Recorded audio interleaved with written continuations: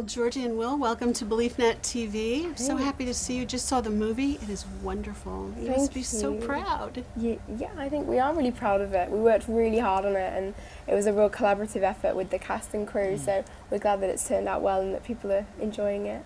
You both look like you've grown up a little more since the movie. When did you shoot the movie?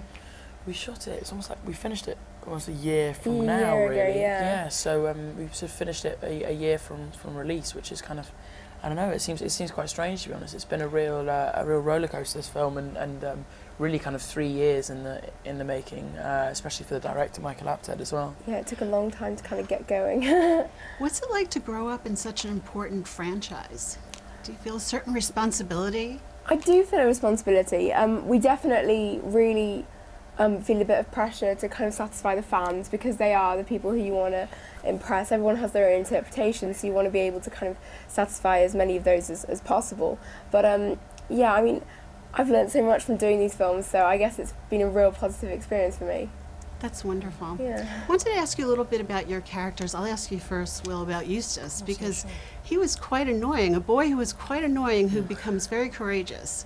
What was it like to portray that character? Did you have experience as a younger child? I hope annoying? I hope not too much experience for my parents' sake as well. Yeah.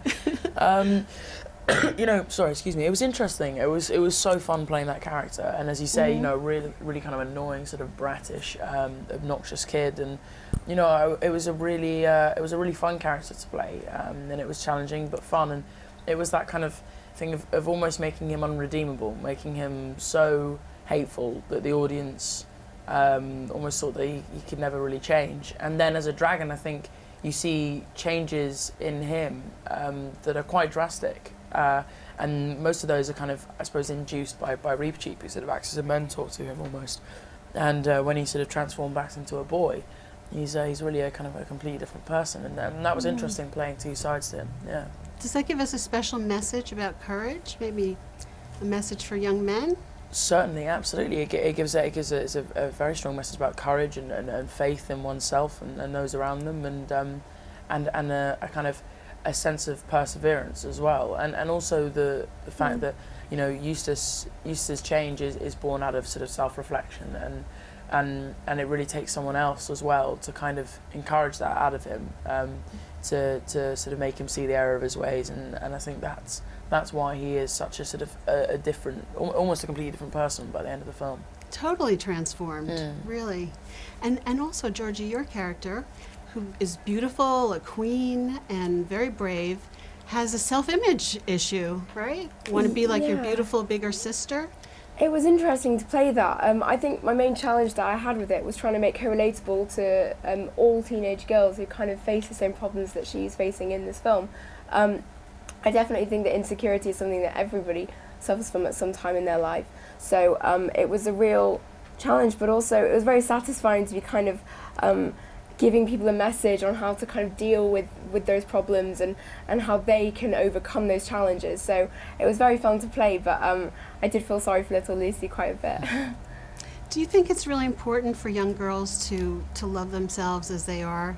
We get so bombarded with a lot of images that aren't real. I think nowadays, with the kind of suffocating media culture that we find ourselves in, it can be very difficult for young girls to kind of, I guess, understand how great they are in themselves. I mean, I know that, you know, I've suffered from it, everybody's suffered from it, and there's a lot of pressure to be skinny, to be beautiful, to wear the right clothes, but at the end of the day, it doesn't really matter. As long as you know who you are in yourself, then, you know, it's fine.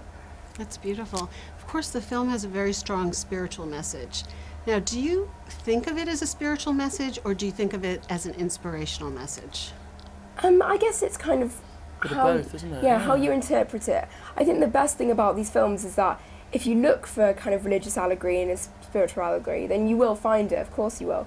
But it's not forced upon you, it's not imposing, it's just something which you can kind of read into how you want to. And I think that means that it appeals to a wider range of people instead of it just appealing to people who are religious. Do you feel a certain responsibility with the spiritual part of it, or it's just you know, you're making a movie? I think there is a sense of responsibility certainly, and obviously you know, in an effort to cater to sort of the widest audience possible, I think it's important that those themes are respected just as much as any other. And as Geordie said, even though they're not implicit, they do certainly need to be established so that all audience members can enjoy them, and for those that sort of are particularly fond of those kind of themes, that they're there for them. So yeah.